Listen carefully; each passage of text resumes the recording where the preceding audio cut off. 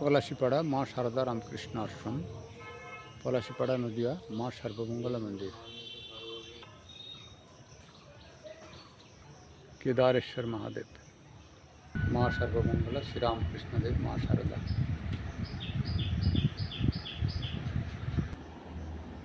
তব কথামৃতম তপ্ত জীবনম কবিভির্ডিতম কলমশাপহম শ্রবণমঙ্গলম শ্রীমদাততম ভুবি গৃণন্তি যে ভুরিদা জনাঃ।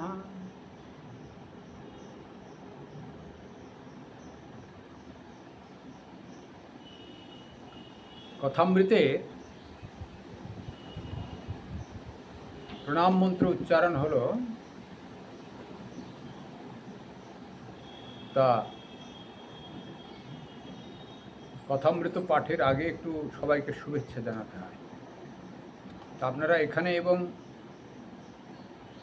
ইউটিউবের মাধ্যমে যারা শ্রবণ করছেন সবাইকে আমার আন্তরিক শুভেচ্ছা, আন্তরিক অভিনন্দন, গৈরিক। ঠাকুর সবাইকে মঙ্গলে রাখুন, কল্যাণ সাধন করুন, এই প্রার্থনা। আর শ্রীরামকৃষ্ণদেবের কথামৃতটা এতদিন চলছে, 52 পর্ব হয়েছে, মনে হয় এবার 53 পর্ব হবে আজকে। তা আগে বলেছি তো একবার, শ্রীরামকৃষ্ণ কথামৃত ঠাকুরের মুখনিসৃত বাণী পুরোটাই নেই। কারণ মহেন্দ্রনাথ গুপ্ত বা মাস্টার মহাশয়, শ্রীম যাকে বলি আমরা, কথামৃতের যিনি লিপিবদ্ধকার ডায়েরিতে, তিনি রবিবার স্কুলে মাস্টারি করতেন, বিদ্যাসাগর স্কুলে। রবিবার ছুটি থাকতো। ছুটির দিনে রবিবার বিকেলে আসতেন। বিকেলে যেসব কথাবার্তা হতো শ্রীরামকৃষ্ণদেবের সঙ্গে, ভক্তদের এবং তার নিজের, সবগুলি তিনি ডায়েরিতে লিপিবদ্ধ করতেন। এবং কখনো কখনো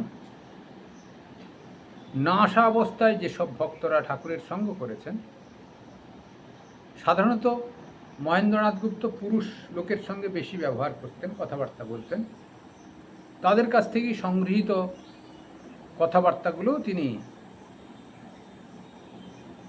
ডায়েরিতে নোট করে রাখতেন। এইভাবে শ্রীরামকৃষ্ণ কথামৃত সংগৃহীত হয়েছে। মহেন্দ্রনাথ গুপ্ত তার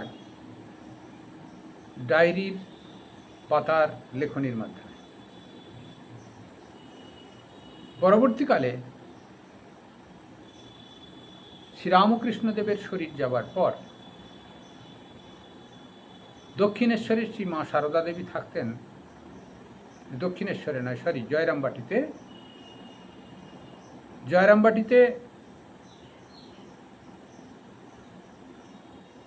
আর তার আগে ঠিক অল্পকাল কামারপুকুরে। তা জয়রামবাটিতেই অধিক সময় কাটিয়েছেন মায়ের কাছে, শ্যামাসুন্দরী দেবীর কাছে। সে সময় পুরানো মায়ের বাড়ি ছিল সেখানে, এখনো আছে সেটি। পুরানো বাড়ি, নতুন বাড়ি, নানা রকম সব আছে, গেলে দেখতে পাবেন। সেখানে মহেন্দ্রনাথ গুপ্ত একদিন গেছিলেন, দেখলেন মা জীর্ণ শীর্ণ পোশাক পরিহিতা হয়ে মলিন বস্ত্র ধারণ করে আছেন। শ্রীম মহেন্দ্রনাথ গুপ্ত যতই হোক মাস্টার ছিলেন, সেন্টিমেন্টাল, তিনি সেদিন দেখা করেননি। জয়রামবাটি থেকে ফিরে এসছেন, ফিরে এসে 10 টাকা মানি অর্ডার করেছেন। 10 টাকা এখন হয়তো প্রচুর, 10-20 হাজার টাকা হবে, বা বেশিই হবে, 50,000 টাকা হবে। তা 10 টাকা মানি অর্ডার করেছেন, মানি অর্ডার করার পরে মা টাকাটি তুলে নতুন কাপড় এটা ওটা সব এনেছেন।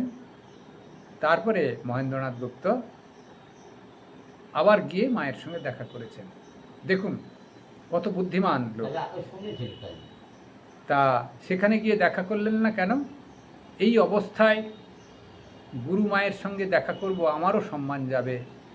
গুরুমার ছিন্ন বস্ত্র পরিহিতা, মলিন ছিন্ন বস্ত্র পরিহিতা হয়ে থাকেন, অথচ তার শিষ্যরা তাকে গুরুত্ব দেয় না।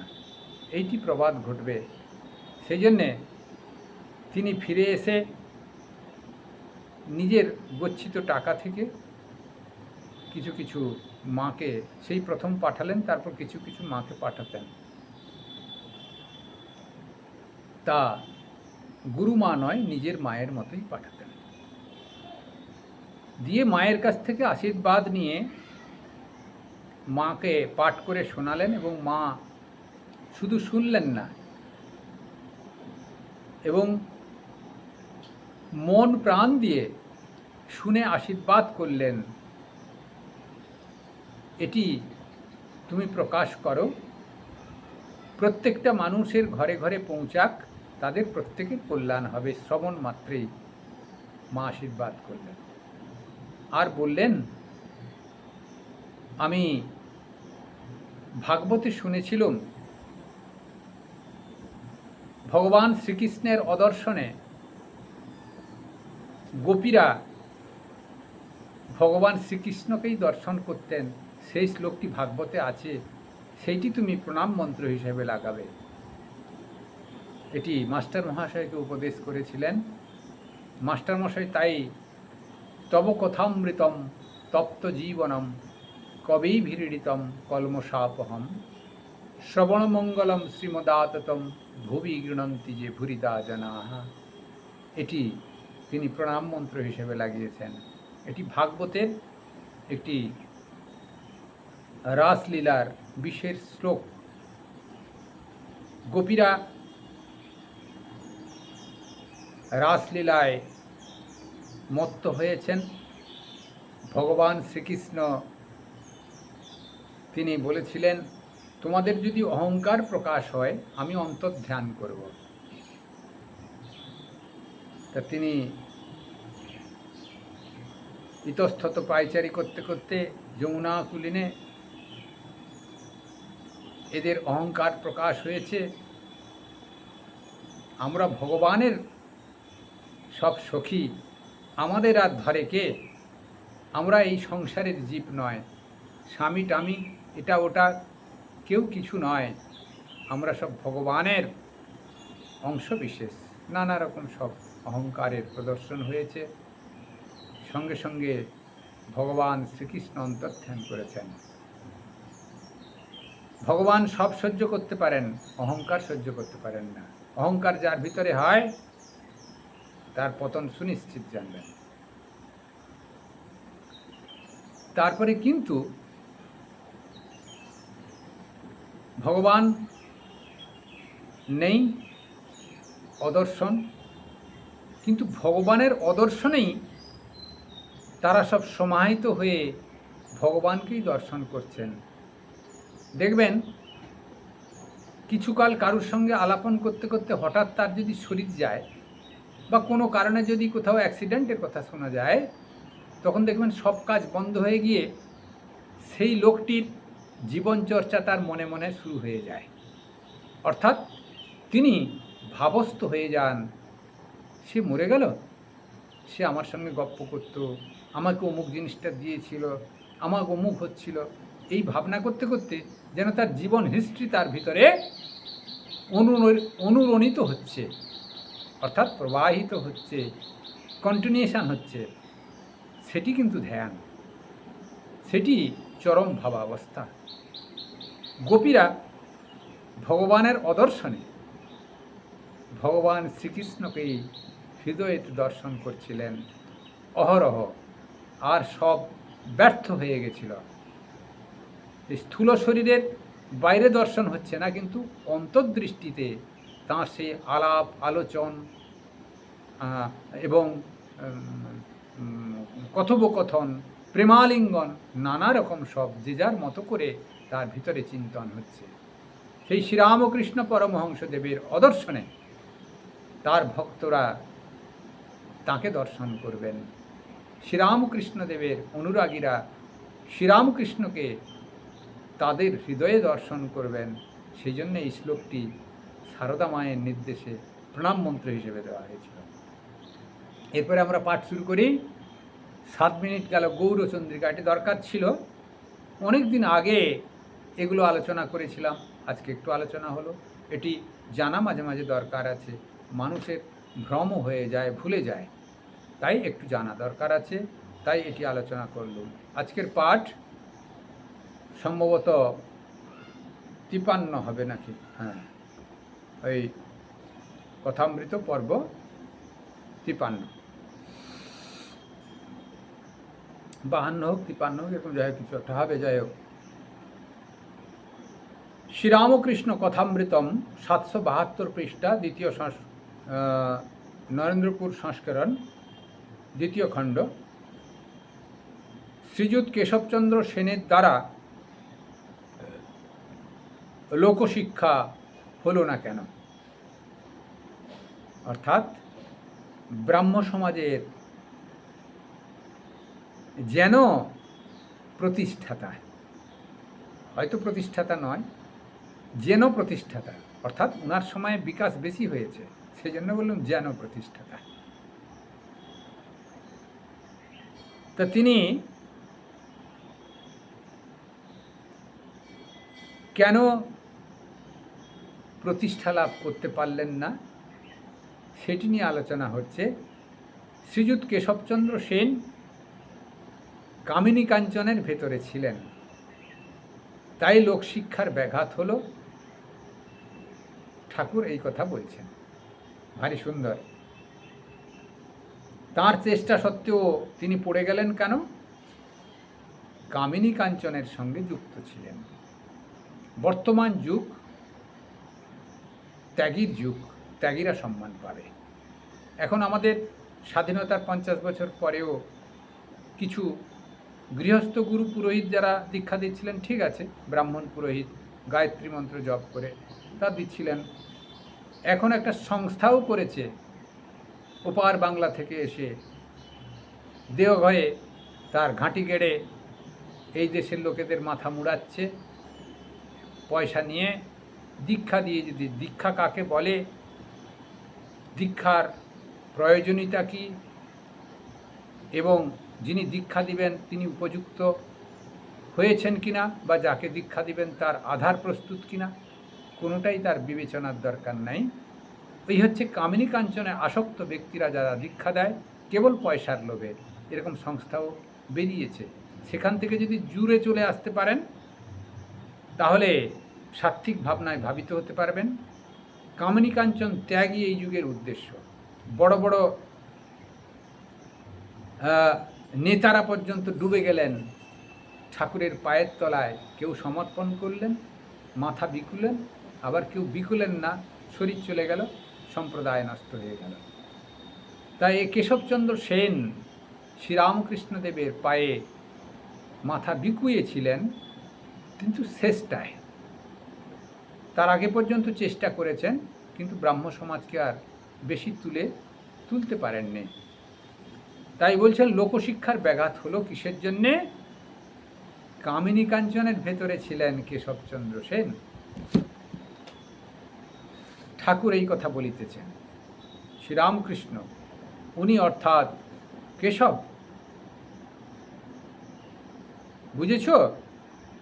বিজয়, আজ্ঞা হ্যাঁ, বিজয়ের সঙ্গে কথোপকথন হচ্ছে। শ্রীরামকৃষ্ণ এদিক ওদিক দুই রাখতে গিয়ে তেমন কিছু পারলে না। কেশবের প্রতি, মানে কেশবকে লক্ষ্য করেই বিজয়কৃষ্ণ গোস্বামীকে বলছেন, কারণ বিজয়কৃষ্ণ গোস্বামীও বিবাহিতা ছিলেন, কিন্তু বিবাহিতা থাকলেও তিনি সংসারের প্রতি ততটা আসক্ত ছিলেন না। তাই ঠাকুর কৃপা করেছিলেন যথেষ্ট বিজয়কৃষ্ণ গোস্বামীকে। ব্রাহ্ম সমাজ থেকে ফেরত নিয়ে আসা, তারপর তাকে প্রতিষ্ঠা করা। যেরকম শেল্টার দেওয়া বলে। কোথা থেকে বিচ্যুতি ঘটলে তাকে শেল্টার দিতে হয়, তা শেল্টার দেওয়া ধর্মজগতে তা করেছিলেন শ্রীরামকৃষ্ণদেব, বিজয়কৃষ্ণ গোস্বামীকে, কেশবচন্দ্র সেনকেও চেষ্টা করেছিলেন। এদিক ওদিক দুই রাখতে গিয়ে তেমন কিছু পারলেন না। শ্রী চৈতন্যদেব কেন সংসার ত্যাগ করলেন? বিজয় বলছেন, বিজয় বলছেন মানে বিজয়কৃষ্ণ গোস্বামী। চৈতন্যদেব নিত্যানন্দকে বললেন, নিতাই, আমি যদি সংসার ত্যাগ না করি তাহলে লোকের ভালো হবে না। সকলেই আমায় দেখা দেখি সংসার করতে চাইবে। কামিনী কাঞ্চন ত্যাগ না করে হরিপাদপদ্মে সমস্ত মন দিতে কেহ চেষ্টা করবে না। তাই আমি বাধ্য হয়ে সংসার ত্যাগ করলুম লোকশিক্ষার জন্যে। শ্রীরামকৃষ্ণ চৈতন্যদেব লোকশিক্ষার জন্য সংসার ত্যাগ করলেন। সাধু সন্ন্যাসী নিজের মঙ্গলের জন্যে কামিনী কাঞ্চন ত্যাগ করবে, আবার নির্লিপ্ত হলেও লোকশিক্ষার জন্য কাছে কামিনী কাঞ্চন রাখবে না। লোকশিক্ষার জন্যে কাছে কামিনী কাঞ্চন বিলকুল রাখবে না। নাসি সন্ন্যাসী জগৎগুরু, সন্ন্যাসী জগৎগুরু, তাকে দেখে তবে তো লোকের চৈতন্য হবে। সন্ধ্যাগত প্রায় ভক্তেরা ক্রমে ক্রমে প্রণাম করিয়া বিদায় গ্রহণ করিতেছেন। বিজয় কেদারকে বলিতেছেন, আজ সকালে ধ্যানের সময় আপনাকে দেখেছিলাম, গায়ে হাত দিতে যাই, দেখলাম কেউ নাই। ভারী সুন্দর উপলব্ধির কথা একটা বললেন, কিন্তু তার আগে যে কথাগুলো হলো একটু আলোচনা করা দরকার আছে। 17 মিনিট হয়েছে, আর 10 মিনিট আলোচনা করা যেতে পারে। চৈতন্যদেব লোকশিক্ষার জন্য সংসার ত্যাগ করলেন। তাহলে এখানে বলা হচ্ছে চৈতন্যদেব সংসার ত্যাগ না করলেও ওনার চলত, অর্থাৎ তিনি ব্রহ্মজ্ঞানী মহাপুরুষ, অবতার, আচার্য, পণ্ডিত, প্রবর। উনার সমসাময়িক চৈতন্য মহাপ্রভুর মতো পণ্ডিত দ্বিতীয়জন ছিলেন না, সবাইকে প্রায় পরাস্ত করেছিলেন। তখনকার দিনের পরাস্ত যিনি করতে পারবেন তিনি শ্রেষ্ঠ। ঠাকুরের সময় ওরকম ছিল। দক্ষিণেশ্বরে গৌরী পণ্ডিত এসেছিলেন ঠাকুরকে জ্বালাবার জন্যে, তা সে পারেনি, সেটার অন্য প্রসঙ্গ না, প্রসঙ্গটা বলে দেবো একটু। যাই হোক, গৌরী পণ্ডিত এসে হা রে রে রে রে রে রে রে রে একটি সিদ্ধাই মন্ত্র উচ্চারণ করলেন। শ্রীরামকৃষ্ণদেব সেই সিদ্ধাই মন্ত্রটাকে আরও জোরে উচ্চারণ করলেন, সে আরও জোরে, আবার শ্রীরামকৃষ্ণদেব আরও জোরে। এই করতে করতে বারবার কতকবার হতে হতে গৌরী পণ্ডিত পরাস্ত হলো। বলছে, আমি কোথাও পরাস্ত হইনি, তুমি কি ব্রহ্মজ্ঞানী মহাপুরুষ? দিয়ে সাষ্টাঙ্গ প্রণাম করলেন। গৌরী পণ্ডিত তারপরের থেকেই শ্রীরামকৃষ্ণদেবের অনুগত হয়েছিলেন। ভৈরবী ব্রাহ্মণী যখন অবতার রূপে প্রচার করেছিলেন বা প্রমাণ করবার জন্য পণ্ডিত সমাজকে ডেকেছিলেন, গৌরী পণ্ডিত ঠাকুরের দক্ষিণ হস্ত হয়ে প্রমাণ দিয়েছিলেন। অন্যান্যরাও ছিলেন, বৈষ্ণব চরণ, অন্যান্যরা, কিন্তু গৌরী পণ্ডিত অগ্রণী ভূমিকা নিয়েছিলেন, অর্থাৎ ঠাকুরের কাছে পরাস্ত হবার পরে। তখনকার দিনেরও এই পণ্ডিতে পণ্ডাতে লড়াই হতো, কেউ অসতের পদ অবলম্বন করতো না। পেছনে আক্রমণ করতো না, সেটি শ্রীরামকৃষ্ণদেবের পর্যন্তও ছিল। তার পরে পরে যেন অসৎ প্রবৃত্তি ঢুকে গেছে, কথায়, চাতুরতায়, সমাজে, বাকপটুতায়, ছলনায়, নানা রকম মিথ্যে আলাপন হওয়ার জন্যে সমাজটা আরও পিছিয়ে গেছে। আমার যতদূর মনে হয়, হয়তো পিছোয়নি, তার সমাজ তার কাছেই আছে, আপ ডাউন হতেই থাকবে শাস্ত্রের সিদ্ধান্ত অনুসারে। নদীর জলের ওঠানামা হবে, ঢেউয়ের ওঠানামা হবে, নদীর জল যাতায় থাকবে। মনে হচ্ছে যেন সমাজ মিথ্যের আশ্রয় নিয়ে একটু পিছিয়ে গেছে। তা সেই মিথ্যের আশ্রয় আমাদের পরিত্যাগ করতে হবে, পেছনে আক্রমণ পরিত্যাগ করতে হবে, সহযোগিতার ভাব নিয়ে শত্রুকেও সহযোগী ভাব নিয়ে পরাস্ত করতে হবে। তাকে শত্রু বলে প্রমাণ করতে হবে, তুমি শত্রু, আমার আন্তরিক শত্রু নও, বাইরের বিরোধিতা করছো, কিন্তু হৃদয়েতে ঠাকুরেরই তুমি প্রকাশ। শত্রুর ভিতরেও তিনি আছেন, মিত্রের ভিতরেও তিনি আছেন। যিনি ব্রহ্মজ্ঞানী মহাপুরুষ, তার কাছে শত্রু মিত্র কিছু নাই, সবই ঈশ্বরের সন্তান। তা এই জন্যে চৈতন্যদেব লোকশিক্ষার জন্য সংসার ত্যাগ করলেন, আবার নির্লিপ্ত হলেও লোকশিক্ষার জন্য কাছে কামিনী কাঞ্চন রাখবে না। এটি সাধুদের কঠিন নিয়ম, প্রাচীনকালেও ছিল, চৈতন্য মহাপ্রভুর সময় ছিল। সেই জন্যে চৈতন্য মহাপ্রভু হরিদাসকে একটি মেয়ের সঙ্গে আলাপন করেছিলেন বলে তাকে সম্পূর্ণ ত্যাগ করেছিলেন। হ্যাঁ, ছোট হরিদাসকে সম্পূর্ণ ত্যাগ করেছিলেন, অর্থাৎ দৃষ্টান্ত স্বরূপ যে আমার এই সম্প্রদায়ে কেউ যদি মহিলাসক্ত ব্যক্তি থাকে, তাকে সন্ন্যাসের স্বীকৃতি দেওয়া হবে না, তাকে ত্যাগ করতে হবে, নচেত এই সন্ন্যাস জীবন নষ্ট হয়ে যাবে।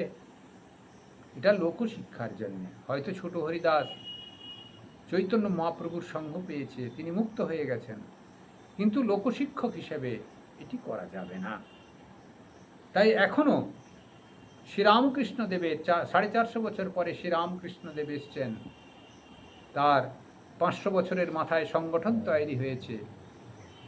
স্বামী বিবেকানন্দ তাই করে গেছেন, শ্রীরামকৃষ্ণের দেবের নির্দেশে কামিনী কাঞ্চন ত্যাগী চৈতন্য মহাপ্রভুর মতো। কিন্তু চৈতন্য মহাপ্রভুর সংগঠন ঠিক 50% উল্টো হয়ে গেছে। ইস্কন দেখুন, মেয়েদের নিয়ে একসঙ্গে নৃত্য করে, পয়সার জন্যে লালায়িত হয়ে যায়, এবং চৈতন্য মহাপ্রভুর সম্প্রদায় যারা ভিক্ষুক ভিক্ষুণী থাকে, তারা একসঙ্গেই অবস্থান করে, ভিক্ষে করে খায়, এবং যথারীতি হয়তো নিরামিষ আহার করে কিনা জানি না, করলে করতে পারে, কিন্তু শারীরিক সম্বন্ধটা বেশি বজায় করে। অর্থাৎ 50% যেন চৈতন্য মহাপ্রভুর কথাকে অবজ্ঞা করেছে। এরা বলে আমরা নিতাই মহাপ্রভুর পরম্পরা। আরে নিতাই চৈতন্য মহাপ্রভু তো একই ক্যাটাগরির ছিলেন। তা পরবর্তীকালে নিতাই হয়তো বিবাহ করেছিলেন, সেই বিবাহ করার জন্য এরাও সেই সুযোগ পেয়েছে।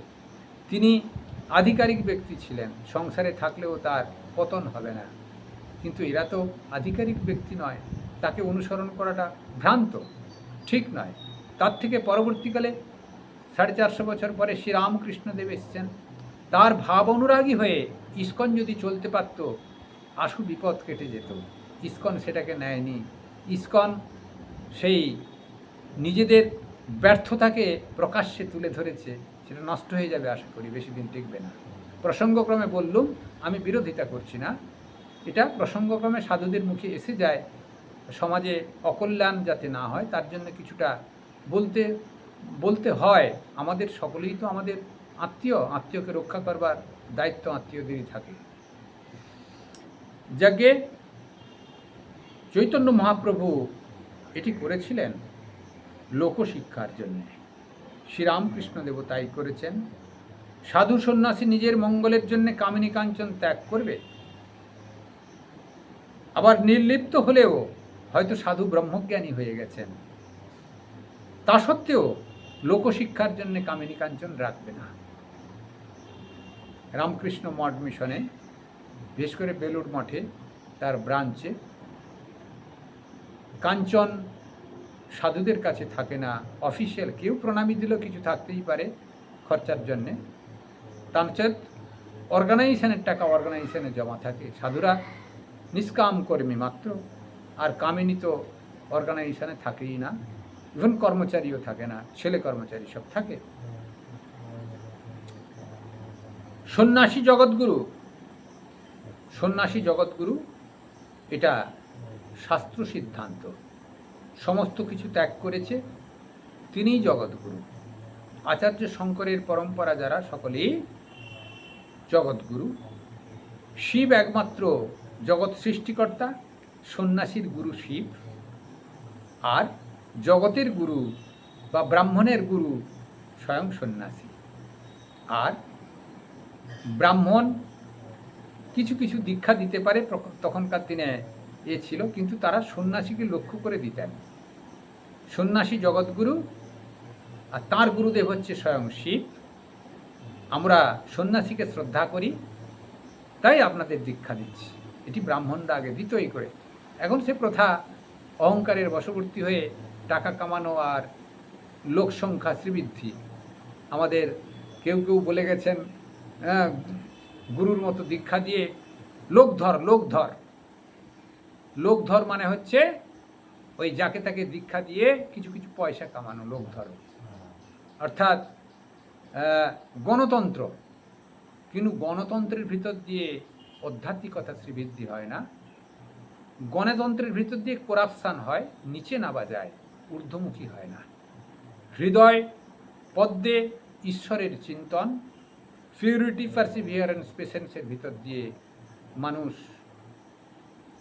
সত্যের ভিতর দিয়ে সত্যকে আঁট রেখে মানুষ ঊর্ধ্বগতি হতে পারে, হৃদয়ে কনসেন্ট্রেশন বাড়তে পারে।